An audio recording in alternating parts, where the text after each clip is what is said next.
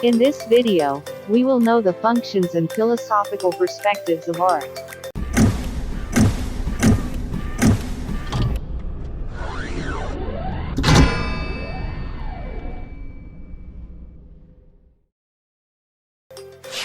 Functions of art. When one speaks of function, one is practically talking about the use of the object whose function is in question. An inquiry on the function of art is an inquiry on what art is for. Alternatively, the answer to the question, what is it for, is the function of whatever it in the question refers to. Suppose one asks, what is the Rizal Monument for? Why was it erected in Rizal Park, or what then was called Luneta or Bagumbayan? Is it for pure sentimental value? Is it for its aesthetic value? Or does it send a message to those who witness it? In this string of questions, the inquirer is hoping to get the function of the piece of art in Rizal Park. When it comes to function, different art forms come with distinctive functions. There is no one-to-one correspondence between art and its function. Some art forms are more functional than others. Architectural, for example, as art is highly functional just like most applied arts. A building as a work of art is obviously made for a specific purpose. The Taj Mahal, a massive mausoleum of white marble built in Agra, was constructed in memory of the favorite wife of the then emperor, Shah Jahan. On the other hand, jewelry making as art is known for its product. The name of the art in these applied arts is basically denoted by its specified function. In this and other such functional arts, function is so important that it has usurped the name of the art on the identification of individual works. Other examples are paintings, poems, and statues. The name of the art basically points toward the direction of the product or its function. On the other end of the spectrum, one can only think of painting and literature as forms of art that have the least to do with purely practical values. When one examines and thinks of a painting or a work of literature such as a poem or a novel, one looks at the value of the art in itself and not because of what it can do and benefit us. Unlike practical arts where the value of the art, in pottery, jewelry making, architecture, among others, in question lies in the practical benefits one gains from it, a pot, a piece of jewelry, or a house or building. With painting and literature, one can only look at the value of the product of art in and for itself. A poem is beautiful regardless of its possible ramifications in society. Joyce Kilmer's Trees has maintained its popularity through the years regardless of its application or practical benefit. This definitely is not to say that paintings and literary works can never have any function. The two masterpieces of our national hero, Dr. Jose P. Rizal, the Noli Me Tangere and El Filibusterismo, served as a catechist for Filipino revolutionaries to gather strength in rejecting the oppressive forces of the Spaniards in the Philippines in the 19th century. The novel accrued value and as a consequence, function. This function, as it turns out, may be over and beyond its literary work. They are functional, insofar as they are designed to accomplish some definite end. In the case of Rizal's novels, they spelled out a country's independence. They continue to be treasured even 100 years after their supposed functions. Roughly and broadly, the functions of art are classified into three: personal, public display or expression; social, celebration or to affect collective behavior; and physical, utilitarian. Let us try to understand each of these three. Personal functions of art. The personal functions of art are varied and highly subjective. This means that functions depend on the person, the artist who created the art. An artist may create art out of the need for self-expression. This is the case for an artist who needs to communicate an idea to his audience. It can also be mere entertainment for his intended audience. Often, the artist may not even intend to mean anything with his work. An art may also be therapeutic. In some orphanages and homes for abandoned elders, art is used to help residents process their emotions or while away their time. Recently, the use of adult coloring books to distress has been apparent too, now with a lot of designs being sold in bookstores nationwide. These all fall under the personal functions of art. Social functions of art. Art is considered to have a social function if and when it addresses a particular collective interest as opposed to a personal interest. Political art is a very common example of an art with a social function. Art may convey a message of protest, contestation, or whatever message the artist intends his work to carry.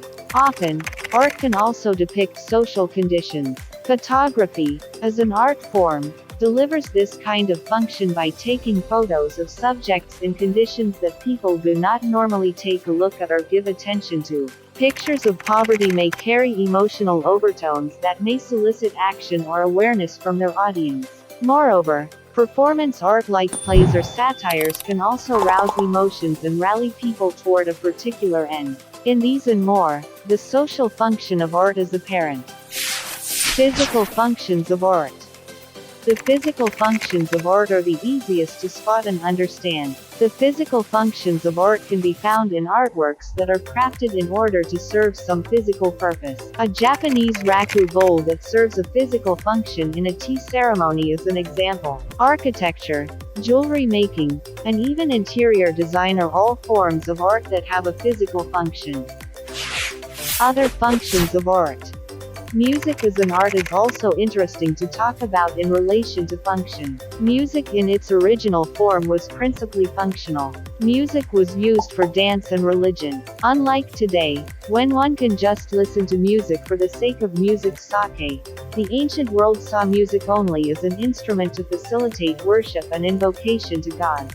Music also was essential to dance because music assures synchronicity among dancers. Moreover, music also guarantees that marches, in the case of warriors, were simultaneous. Today, music has expanded its function and coverage.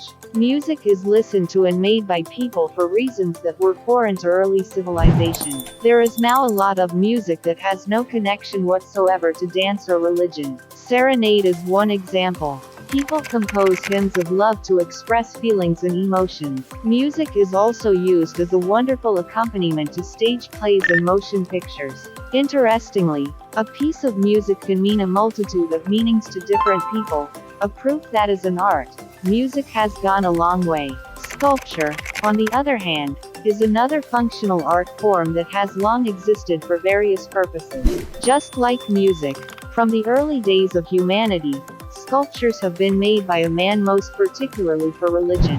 People erect status for the divine. In the Roman Catholic world, the employment of sculptures for religious purposes has remained vital, relevant, and symbolic. Sculptures were also made in order to commemorate important figures in history. José Rizal's monument in Rizal Park and Andrés Bonifacio's Monumento in Caloocan are common examples. In the University of the Philippines, the iconic statue Oblation by Guillermo E. Tolentino has remained a pillar of the university and a constant reminder of the need to offer oneself up selflessly for the country. Coins are also manifestations of sculpting's function. Every coin in the Philippines features a relief of a famous hero or personality. Recently, the Central Bank of the Philippines produced special, commemorative coins for certain personalities like Pope Francis and the Jesuit, Horacio de la Costa. Another art form that readily lends itself to multiple functions is architecture.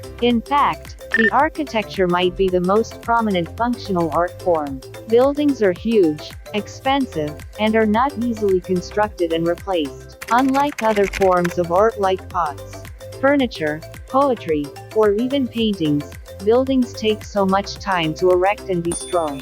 A lot of investments are put into making megastructures like the pyramids of Giza, the Acropolis, or the great cathedrals of the Middle Ages. One cannot simply dismiss taking into consideration the function of a building before construction. It is also in architecture where one can find the intimate connection of function and form. In planning out an architectural structure, one has to seriously consider the natural conditions like topography and climate of the place of the erection and the social conditions such as the purpose of the building itself. In the Philippines, the climate is a huge factor in building a house. Spanish colonial houses were designed to allow for air to circulate inside the house. Large windows were staples then. Capiz shells were also utilized to allow for light to enter the house even if the windows were closed. Moreover, Social conditions, such as purpose, play a huge role in architecture. To Christians, a church is primarily a place of worship and assembly. Regular ceremonies, where members of the church are expected to come regularly, are held inside the church. A huge, spacious church therefore is necessitated by this social condition. Indeed, whenever art serves a particular function, the form has to be determined by the function. Does art always have to be functional? While it has been shown that most arts are functional, still there are some which are not. The value of a work of art does not depend on function but on the work itself. The plays of Aeschylus and the poetry of Robert Frost and Edgar Allan Poe are still counted as examples of great works of art despite their not having a known function. In those whose functions are ascertained, however, it is a different story. A functional object cannot be claimed to be beautiful unless it can perform its function sufficiently. Consider a house that cannot even protect its resident from the nasty weather outside or a spoon that spills the food on it. Adequate performance of function partly determines the beauty of a design in these functional art forms. Despite these, efficiency cannot be mistaken as beauty. While it certainly determines beauty in some works of art, and an efficient functional object is not necessarily beautiful. Art demands so much more than mere efficiency. What then really comprises the beauty of art? What makes something truly beautiful? What really makes a work of art? What really is art? The next section attempts to provide different perspectives on the nature of art. Philosophical perspectives in art. Art is an imitation. Plato in his masterpiece, The Republic, particularly paints a picture of artists as imitators and art as mere imitation. In his description of the ideal republic, Plato advises against the inclusion of art as a subject in the curriculum and the banning of artists in the republic.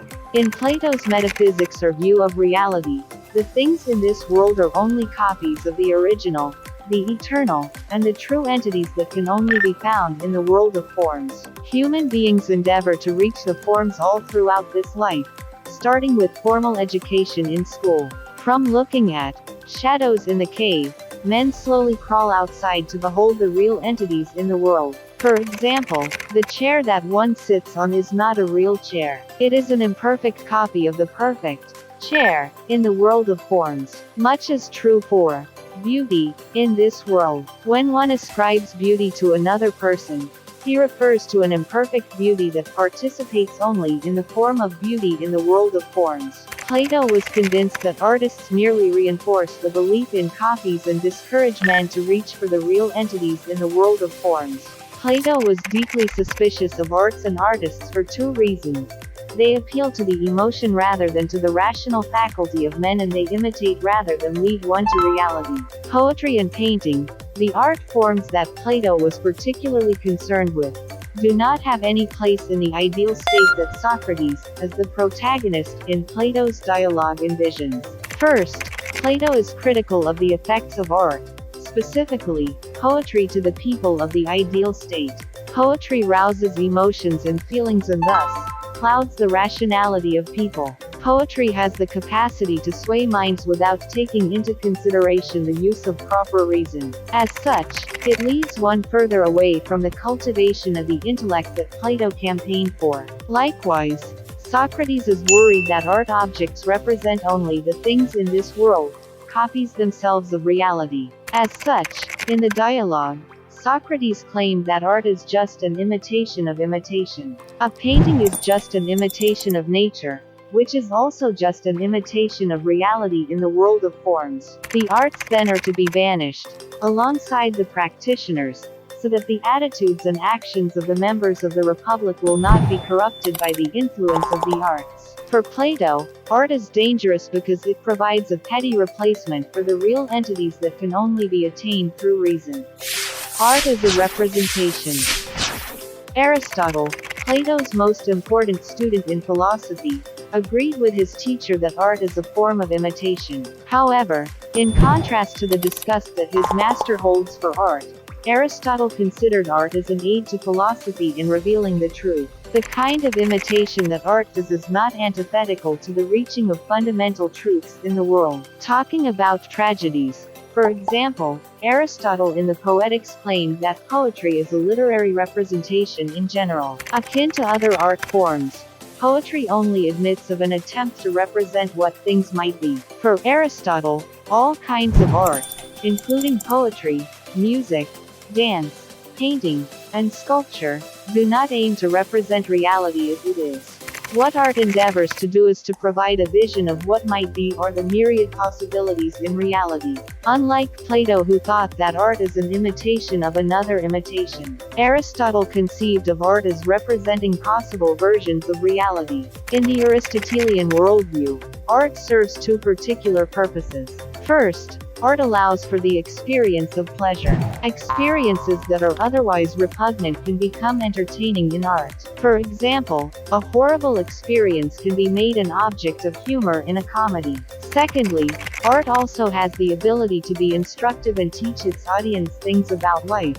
Thus, it is cognitive as well. Greek plays are usually of this nature.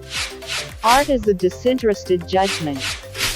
In this third critique that Immanuel Kant wrote, the Critique of Judgment, Kant considered the judgment of beauty, the cornerstone of art, as something that can be universal despite its subjectivity. Kant mentioned that judgment of beauty, and therefore, art is innately autonomous from specific interests. It is the form of art that is adjudged by one who perceives art to be beautiful or more so, sublime. Therefore, even aesthetic judgment for Kant is a cognitive activity. Kant recognized that judgment of beauty is subjective. However, Kant advanced the proposition that even subjective judgments are based on some universal criterion for the said judgment. In the process, Kant responded to the age-old question of how and in what sense can a judgment of beauty, which ordinarily is considered to be a subjective feeling, be considered objective or universal. How is this so?